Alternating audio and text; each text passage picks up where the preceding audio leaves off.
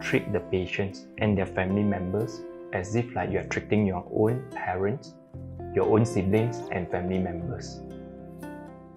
Hello, I'm Dr. Yee from Malacca, Malaysia. I am the Medical Director of Tonbridge. So I'm actually graduated from Manipal University, India. And later on, I further study and completing my master degree in UCSI University. So besides that, I'm a fellow of Medical Academy of Pediatric Specialists in US. Okay, so for the past 10 years, actually, I've been treating is what we call that is specialist children. So mainly on the area of autism, ADHD, Down syndrome, and also children with learning disability. My inspirations, the parents. Okay, so I would like to thank to all these parents and their special need child. Thank you for accepting me into their world. I think again back to the parents and their family members. Okay, the moment they walk in, what we see is sorrow, sadness, very discouraged, So, but after few sessions of therapy, consultations, then you can start seeing the smile, the smile in them, on their face, and then you see the child recover. And I think that actually really inspired me. And I start to discover that, hey, not bad. This is, after all, this is, I think it's a very noble type of job, so that's actually make me keep on going, that I need to do more. All right, no doubt, I think this is a very challenging field, especially in medical field. To treat special need children and the family member is always not easy. The process of the treatment actually is the same like other medical illnesses. Okay, during the first consultation, usually what we do, or what I did is usually, the first, I think history taking is very important. All right, so under this history taking, we will try to explore on various history like family history, social history, pregnancy history, developmental history, and also we try to pinpoint the what we call that the causes of the child behavior, because most of the child they actually presented with a lot of sensory behavior. So in history taking, we try to actually zoom in. Okay, so after the history taking, then we are actually followed by examinations, examination for the children. Okay, then followed by testing, medical testing. So this testing usually example of this method testing is a hair test, urine test, and stool test. So upon the next appointment, that is actually a month from the first consultations. So we have the testing ready. So during the second consultations, we will talk about the result, or discussing with the family member on the result, and also treatment. Okay, so basically in the treatment of special need, first I think the most important, I think the parents need to know is the treatment process. They have two parts. The first part actually is what we call that the software problem, which I call it the internal part. The other thing is the hardware, which the external. So what do you mean by software or hardware? Okay, software actually emphasize more on therapy. Example, speech therapy, occupational therapy, early interventions, and behavioral therapy, and etc. Whereas in this hardware therapy, which I'm actually looking into it. All right, this is my expertise on the hardware part.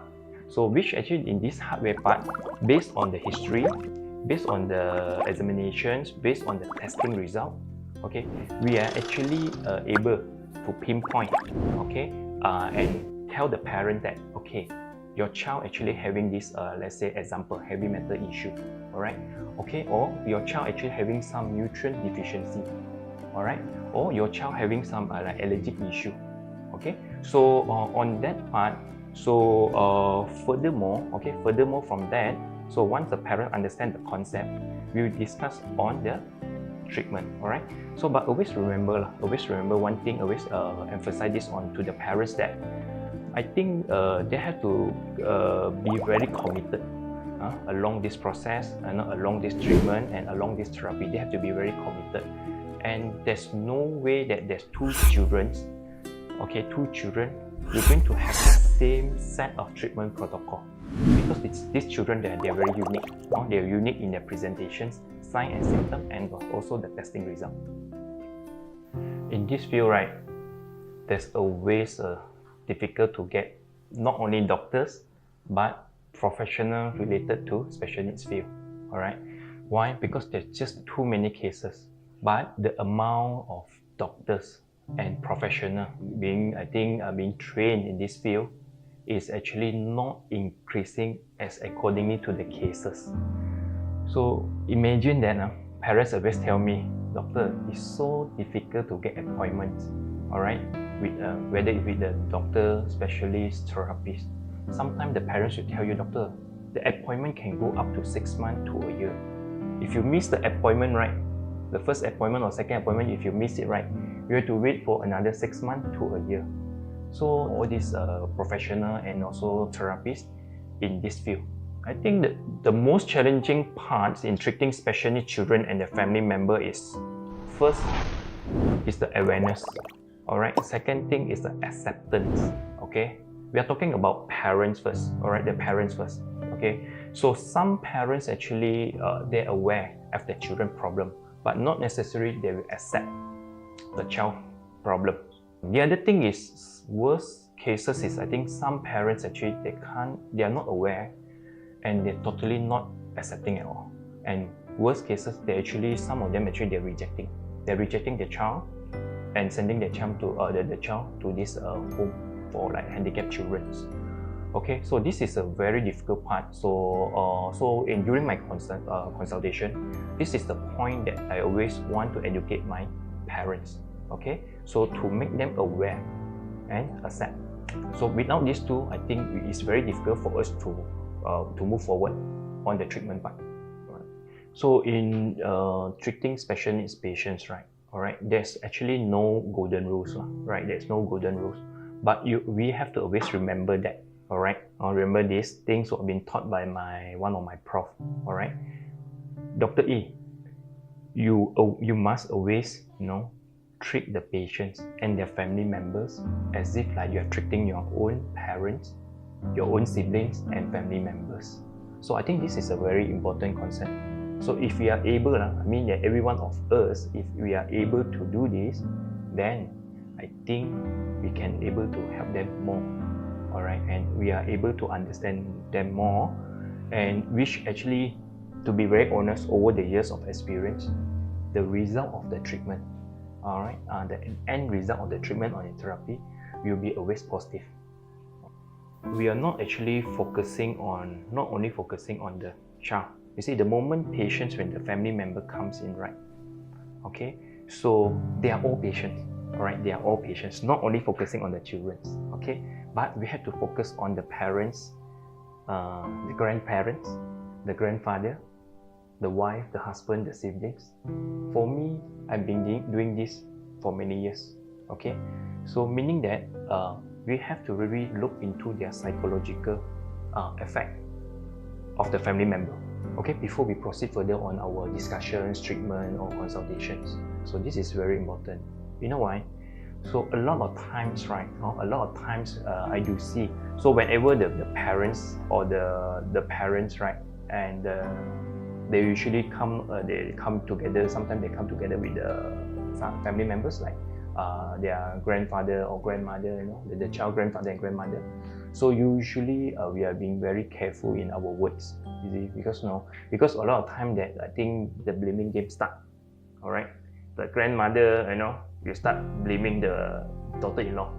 All right, blaming the daughter-in-law. You see, I asked you to do this, during your pregnancy, you should not do this, you should sleep early, you should take this Chinese herbs. I asked you not to expose spend too much time on the screen, everything like that. Or they will start blaming. See, because of this, now you see your child, right? You are giving birth to a child with special needs. You see, that words actually really hurts, really hurts. All right, not only hurting the mother alone, but actually hurting the husband. So usually the husband will be very quiet, they will be very stay quiet because listening to mama, they cannot scold the mama. All right, so this is I think part of the psychological effect. And then the other thing is on the husband. All right, husband usually, men, right? Men usually they're very ego one, all right. No I think it's not. They will start thinking it's not from my gene. I think it's not from my side. So men usually they will act cool. All right, but the moment you see men start tearing, right? Wow, they feel very 感動 wow. To make a man tears, I think it's not easy.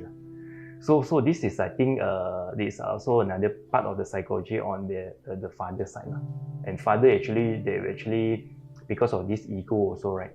Actually, this is also part of the obstacle of seeking further treatment, because of you come back to the acceptance again, all right? To be very honest, I think the term special needs, right? All right, the term special needs is the term that we created. We, the normal, ordinary people, created to differentiate a person, whether it's a special or non-special, right? As I told you, for me, on the controversial part, for me, it should not, right? We should not create or diversify them or group them into special or non-special. But okay, in medical terms, okay, if you were to answer in medical terms, yes, we have to categorize them. Why? Because the special needs children, they need more assistance, right? They need more help, right? And also they need more access in terms of medical care, all right?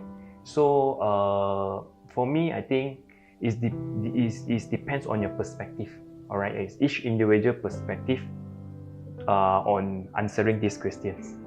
So if these special needs children, right, they do not being treated as early as age like 3 or as early as we say below 7 years old, right? So how do they actually affect their future? So that's why I always emphasize, all right, this is the same question that being asked by a lot of parents also and their family members. Right? I emphasize on early intervention is very important. So the golden opportunity for treatment is, for any early intervention, is between 3 to 7 years old. Alright, so why we need this early intervention, why we need to emphasize on early intervention is because we don't want them to be burdened, alright, to the family members and to the society and as well as the community. Alright, so at the end we want them to live as independent as possible so that they can able to take care of themselves, they're able to take care of their needs, and also they're able to protect themselves. How do they survive? How do this special needs child survive in their future? Okay, I always tell this to the parents. Again, it depends on the severity of the child. All right, there's a mild, moderate, and severe. For those mild to moderate, I think we should not be any problem. So we are very confident that they can survive. Okay, of course, all right, they can assimilate into the society. So there's no problem, but they must have early intervention. But what we worry now is those children in the severe, right? Those special needs, which actually categorize into severe. Right? Severe meaning that they are unable to take care of themselves, they are unable to actually meet their basic needs, right? Like in terms of toileting, also they need help. Eating, they need help. Clothing, they need help. They need help in every other any other parts aspect. So these are the group of patients, the children that we are worried. All right. So what are the worries for their future? So very common. So usually the parents will tell you this, doctor, I'm so worried that if one of the day when we are not around, both husband or myself not around, how is my kids going to survive? Alright, we are so worried that they are being bullied, they are being rejected, and worse, they are worried that they are being abused. So I always get this kind of question, worries from the parents about they're worried about their future. You see, the difference between special needs child and normal child. To be very honest, there's no difference. Right? So whenever people ask me this question, right, I always tell them there's no difference. Doctor, why you say so? There's no difference. Yes, I say no difference.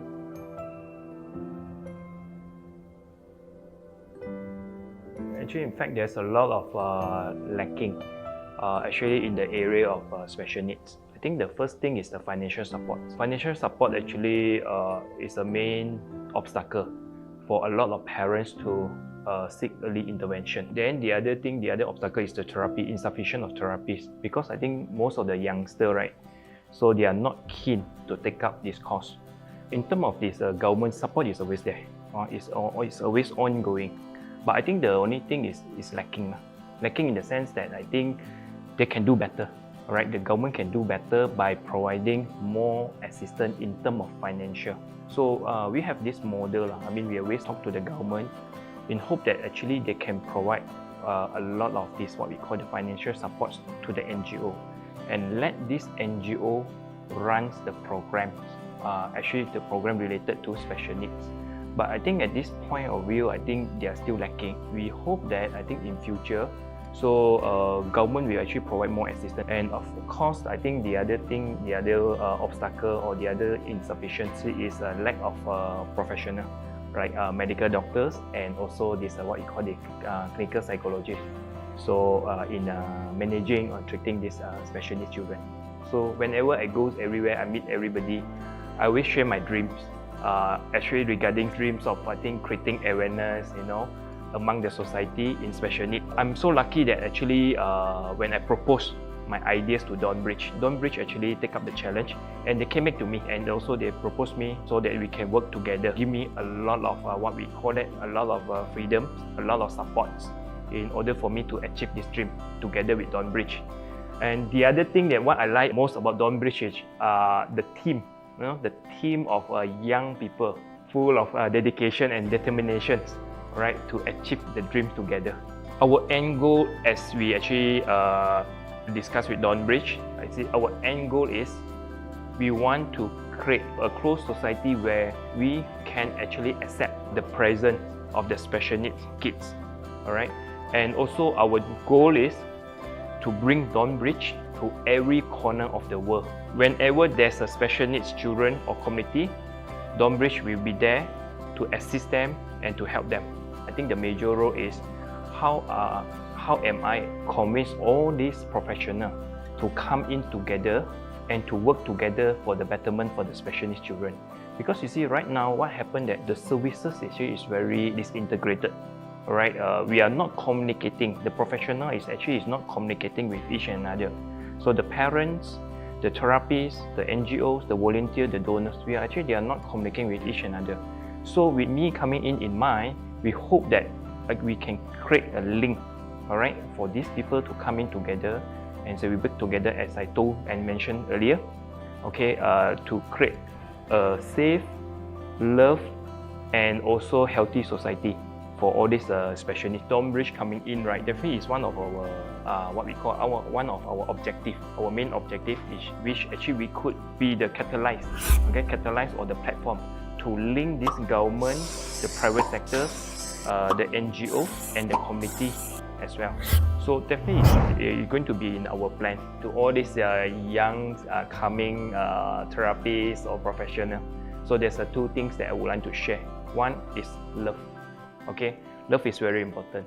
So without love, no matter how knowledgeable you are, you won't go far. The other thing is respect.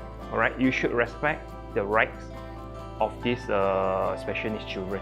So as I mentioned, I always emphasize, we have to respect their presence. They have all the rights to live together with us. So these are my two main advice to all these therapists. Okay, love and respect. Okay, my advice to all these young couple who are actually preparing to get pregnant or first-time father or mother, okay, please don't be too discouraged. Please go on with your plan, all right? So first advice is very simple. If you have family members or family history, a strong family history with autism or any special needs related children, okay, first you can actually go to seek advice from the genetic counselor or the genetics professional, all right? So which actually the service is there. The other thing is, okay, a lot of young parents, I think, if you are actually engaged with substances abuse, this one I have to emphasize, substance abuse like drugs, okay, chronic, if you are on drinking, a heavy drinker, or you are chronic smoker. So my advice to you all is, before you get pregnant, please stop all these high-risk behavior in terms of like taking drugs, taking excessive alcohol and smoking for at least 6 months to a year. So before you get pregnant, so that will actually help you to reduce your risk in getting a special needs child. So later, once you get pregnant, for the young mom or first time mom, once you get pregnant, always go for follow-up. All right, okay, you must always don't miss the follow-up. Okay, go for the checkup, And upon delivery, the follow-up with the government hospital or with the private doctors is very important. Never miss it, because during this follow-up, right, so these doctors or pediatricians, they will actually follow up your children's growth and development. In case there's any delay in any stages of their growth and development, so the doctors actually can pick up the sign and pick up the symptoms as early as possible. As I mentioned before, the golden opportunity or the golden period of any early intervention or treatment is between 3 years to 7 years. So this is my advice for all the young parents and parents to be. Okay, thank you.